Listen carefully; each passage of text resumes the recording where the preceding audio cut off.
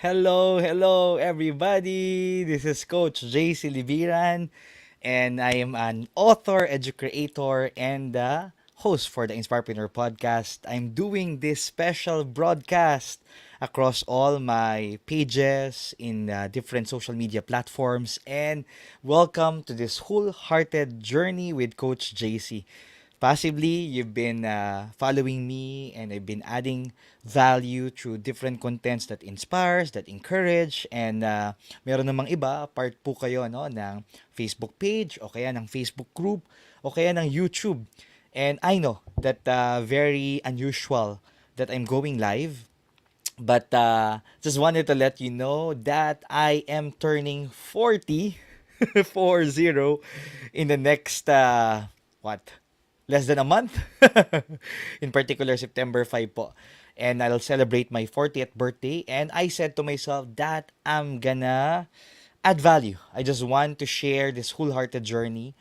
And to those of you who know me, parang nag-uusap lang po tayo. So this will be a conversation, at least for the next 15 minutes to 20 minutes, because I'm excited to share with you this wholehearted journey, actually inspired by the book Wholehearted 21 Ways to Live a Courageous Life.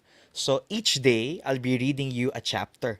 And since this is day zero, I want to ask you this question as early as now, no?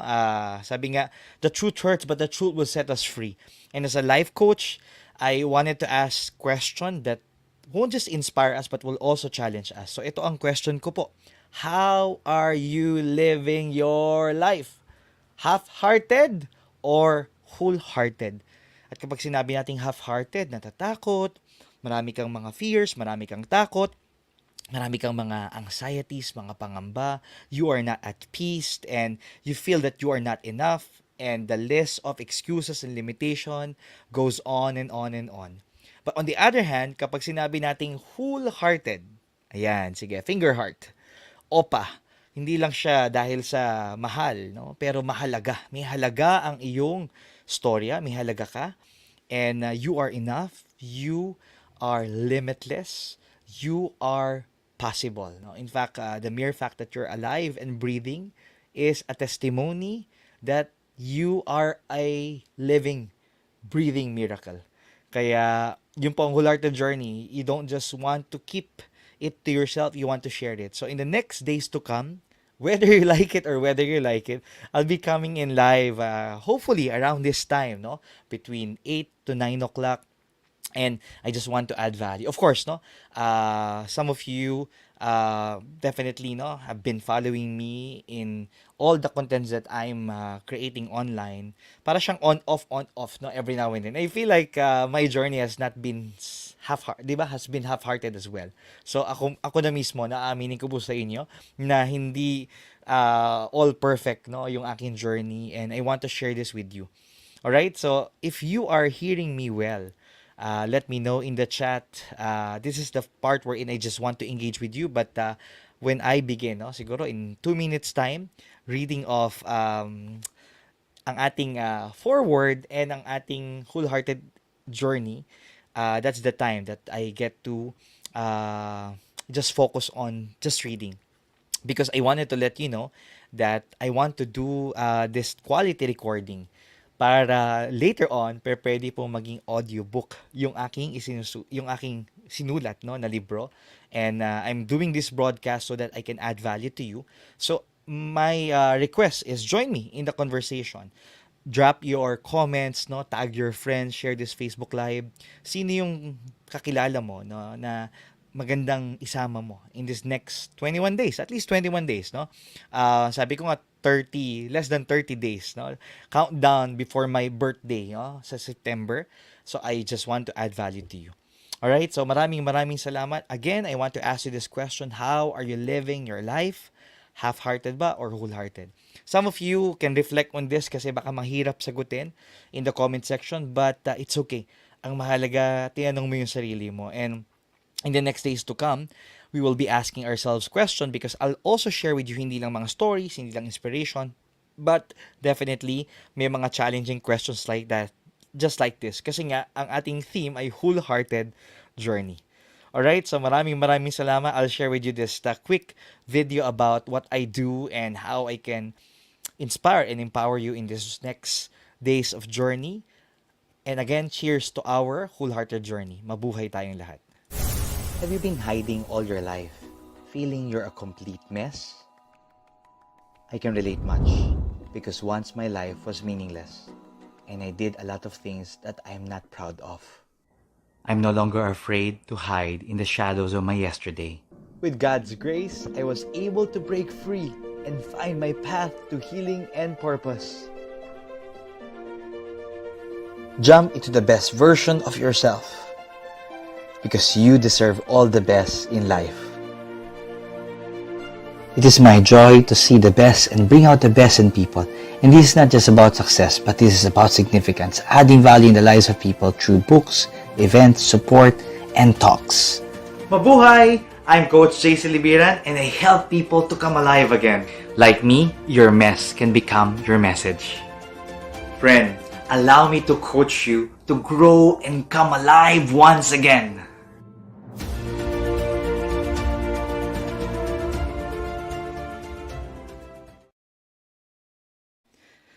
Mabuhay everyone! Once again, this is Coach JC Libiran and what I do is I empower aspiring creative entrepreneurs and content creators who wants to discover their genius, develop it, and deliver this to the world so that they can monetize it and become a force for good. So if you are into personal development, if you are into content creation, either consuming it or creating it or just sharing it, or you're also a creative entrepreneur, nako, you are in the right place. And again, we are welcoming you on this wholehearted journey with yours truly. And what I'll be doing in the next coming days will add value to you, inspire you, and definitely this will be an ongoing conversation because I won't just be sharing with you something that will be, uplift you. But at the same time, I'll also challenge you because that's what I do. I am a transformational life coach.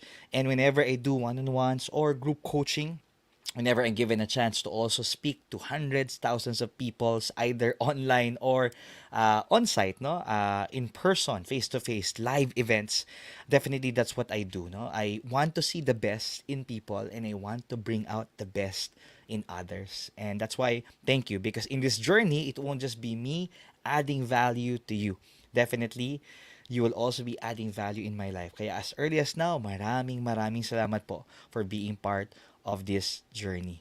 Thank you as well as you share this no with the people that matters most to you.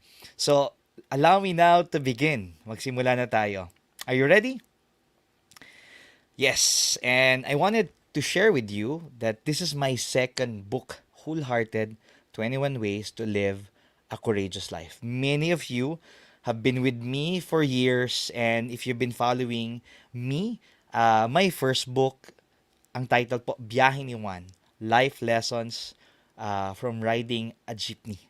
And definitely, that was a phase in my life, no? Nung ako po ay commuter. Ngayon po, meron ng sariling sasakyan. And I'm the driver of my life, no? And I believe that's the reason why saktong-sakto po yung wholehearted, no? Because these are my attempts in my life, no? From 2013, kasi nasold ko yung libro na Biyahe ni Juan 2013, to be exact. I turned 30, o di ba? Almost yan, 10 years, no? 10 years ago, my first book. And in this second book, it's actually a collection of my writings, my contributions from 2013 to 2019. Of course, very grateful to our Facebook's family, the Kerygma, no, formerly called no Kerygma Magazine, Face Magazine, and I'm very grateful because a lot of people also helped me in shaping this book. So, really, when I say wholehearted journey, talagang ito po yung laman ng puso ko, no?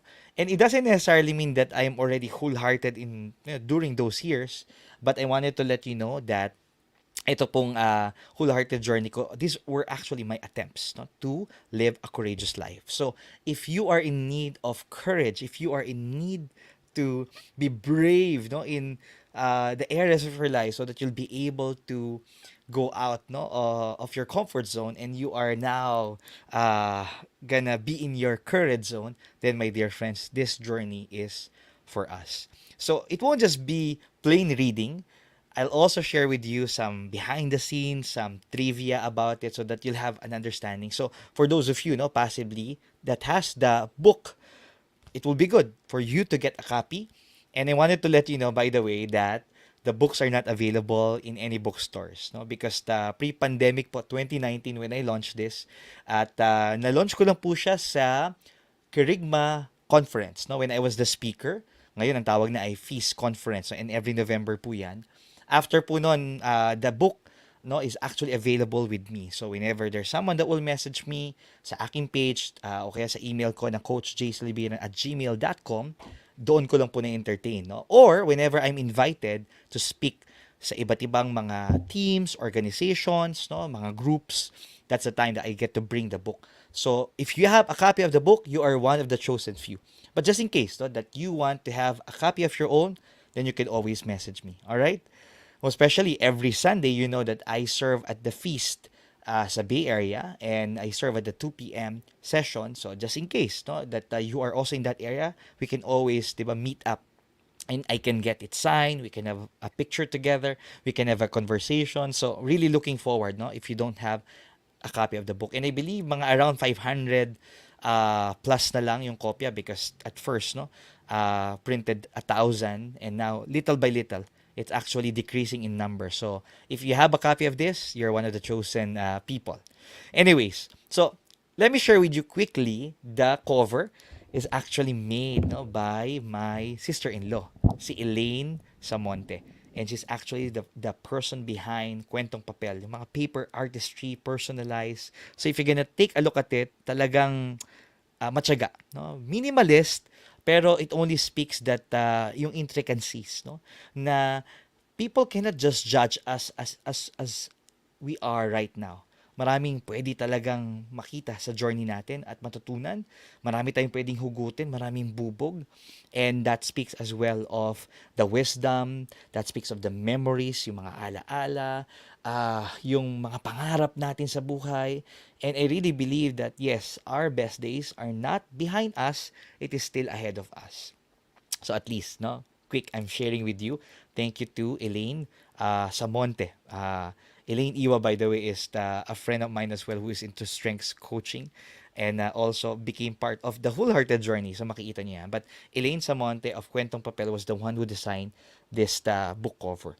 Now, at the back, ayan, babasahin ko sa inyo kasi ito yung parang blurb, no? Sabi nga raw, diba, a book, don't judge the book by its cover, but actually, you can actually judge a book by its cover, no? So, what I'll do is I'm gonna read to you yung blurb dito, some testimonials, some parts of the books, because in the next coming days, babasahin ko yan sa inyo isa-isa per chapter. And let's have a conversation on this. No? May mga challenges that I'll be giving to you each day, and hopefully it helps you to shift from half-hearted living to wholehearted living. All right? And for this day zero, ayan, as we start, I won't just read to you itong back cover, but I'll also read to you yung pong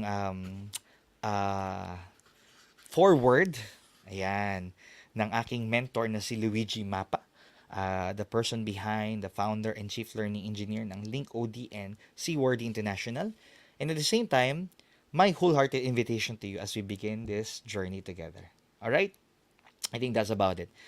Everybody, take a deep breath. Inhale. Exhale. Are you living the life that you truly deserve? How would you like people to remember you when you are not around, or when you are no longer around? The answer depends on how you are living your life right now. We have a lot of roles to play every single day. Are we giving our best in all that we are called to do? Are we all out in all that we do and all that we are? We don't deserve a half-hearted kind of life, because what God desires for us is to experience life to the fullest, overflowing and more than enough. No matter what season you are in your life right now, this book will speak to your mind, penetrate your heart. Treat this book as your own best friend who will give you both tender and tough love. This will be your companion in creating the life you've always dreamed of, because you truly deserve all the best in life. In these pages, you'll discover how to know your purpose and passion, how to eliminate negativity and create positivity. Once again, in these pages, you'll discover how to know your purpose and passion, how to eliminate negativity and create positivity, how to forgive and heal not just yourself but others, how to achieve your goals, plan, and dreams, how to make a difference in people's lives. If you want more out of life, then this book is for you. Take the 21-day challenge and choose to live a wholehearted life starting today.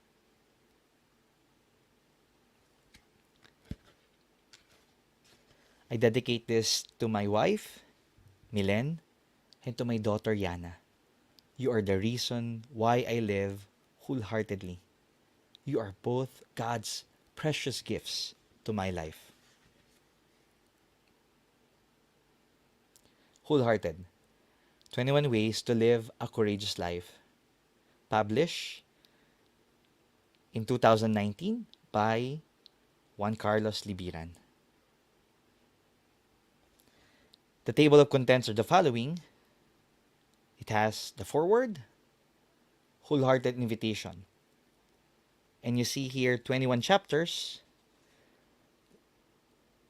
that says the following. Chapter 1, Believe Again. Chapter 2, Embrace Your Identity. Chapter 3, Take Courage. Chapter 4, Find Your Purpose. Chapter 5, Look for Mentors. Chapter 6, Forgive and Free Yourself. Chapter 7, Bring Peace Wherever You Go. Chapter 8, Go for What Matters Most. Chapter 9, Find Your Tribe. Chapter 10, Be Kind Always. Chapter 11, Choose to Love. Chapter 12, Treasure Your Family. Chapter 13, Prepare the Next Generation. Chapter 14, Pass on the Goodness. Chapter 15, Be a Cyber Missionary. Chapter 16, Rest but Never Quit. Chapter 17, Jump into Adventures. Chapter 18, Coach and Guide Someone. Chapter 19, Be a Lifelong Learner. And Chapter 20, Share Your Story. And finally, Chapter 21, Give Your Best Shot Today. And right after those chapters, 21 chapters, you have here Wholehearted Living. What's next? Acknowledgement and about the author. So allow me now to share with you the foreword written by my mentor, Luigi Mappa, founder and chief learning engineer, LinkOD and Seaworthy International. Forward. We've all been hurt before. Whether it was an experience of failure or rejection, a moment of embarrassment, or dealing with the loss of someone we hold dear. We know how it feels to be depleted and too drained to continue. The pains from our past feel like pins pricking our hearts, stabbing tiny holes in them. In times like this, we wonder if we can ever be whole again. JC's book is a timely reminder that we have the choice to be wholehearted or wholehearted? Will we allow the holes in our hearts to define how we live and love? Or we will rise above the pains of the past to be able to give our whole hearts to God, to others, and to our goals and passions. JC's life story is one of perseverance and an unwavering commitment to serve God and to see Jesus in every person he encounters. The reason why he teaches seaworthy so well is because he lives it, whether at work, at church, or at home. And in spite of his great talents and accomplishments, he remains humble, approachable, and authentic. My first workshop with JC was his first time venturing into high-level corporate training. And in the room was a group of executives from one of the largest companies in Asia.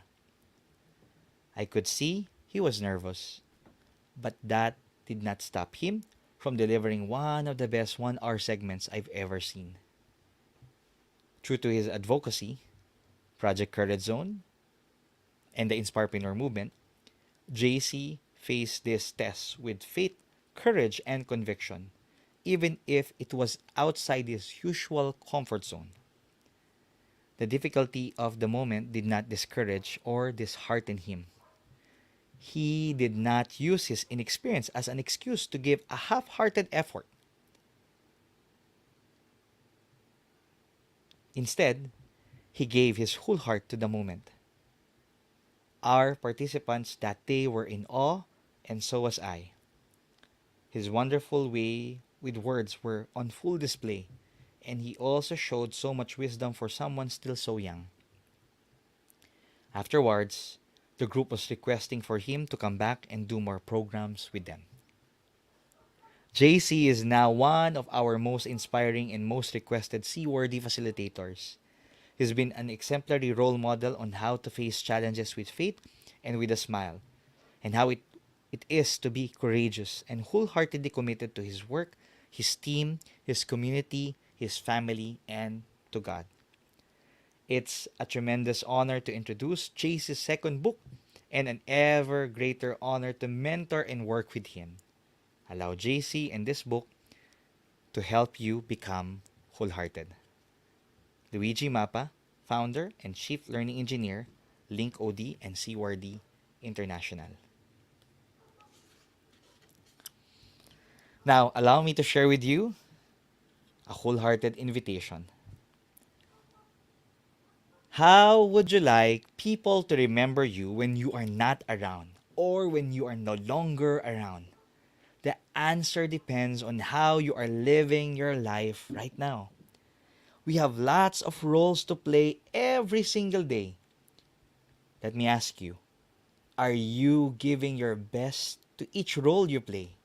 Are you all out in all that you do and all that you are?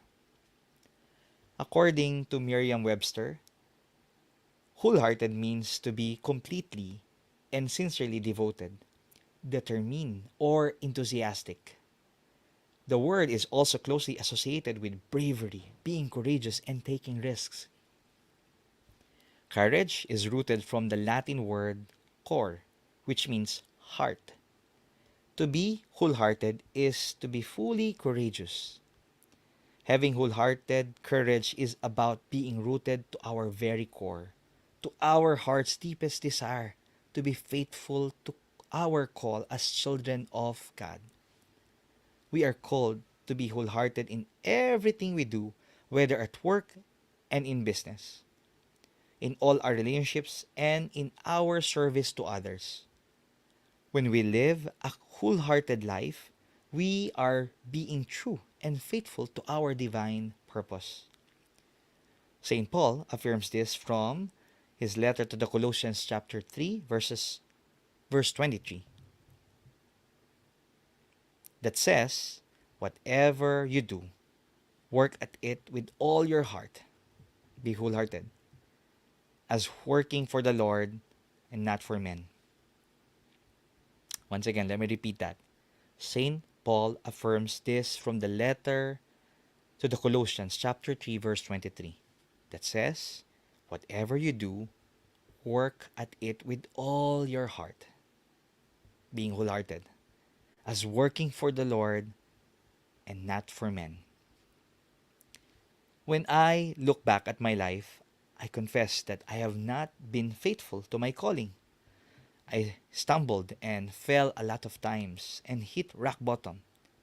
I almost gave up on my life. I almost gave up on my life, succumbing to all my pains, regrets, and disappointments. But thankfully, God lifted me and sent people who believe in me and never gave up on me. Because of their encouragement, infusing me with courage, I found a new reason to rise again from the ashes and move forward. I must admit, I am still a work in progress.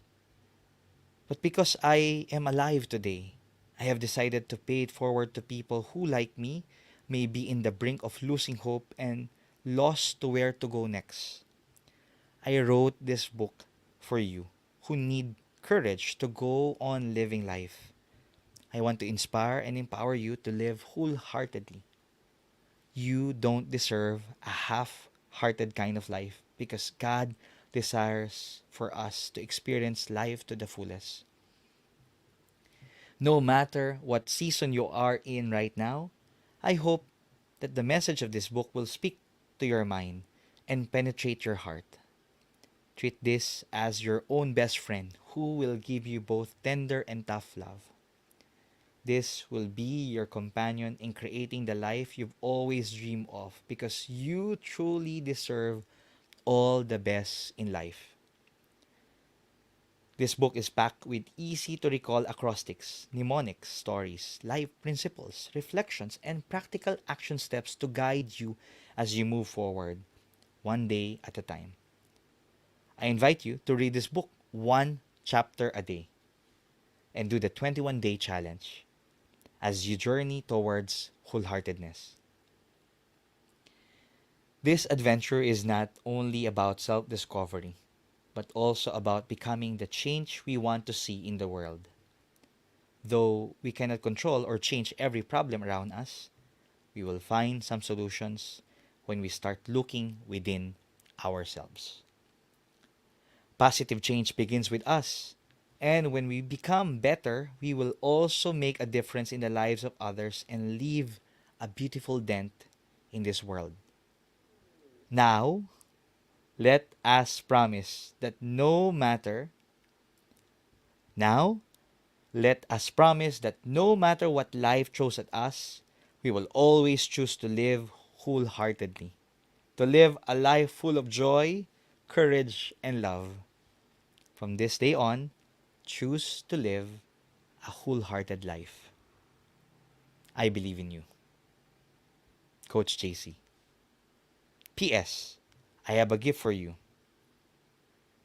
Connect with Coach JC Libiran at coachjclibiran@gmail.com as you receive exciting resources and life coaching opportunities that will get you moving towards a wholehearted life.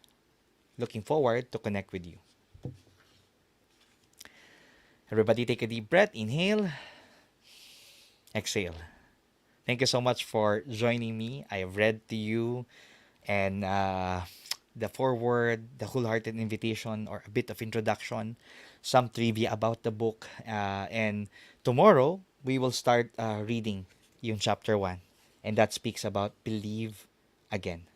Really excited to share this with you. And of course, since this is day 0, this is foundational. We took some time. Inabot tayo ng almost 30 minutes. But tomorrow, it can be shorter. No? I believe, in fact, I'm even seeing na it can just be around 10 minutes. So maraming salamat po for joining me once again. Looking forward to continue this wholehearted journey with all of you in the next coming days. Please do tag your friends, share this Facebook Live, and join in the conversation. How are you living your life? Half-hearted or wholehearted? My dear friends, inviting you once again, let's live a wholehearted life because you deserve it. Mabuhay! Thank you so much, everyone. God bless!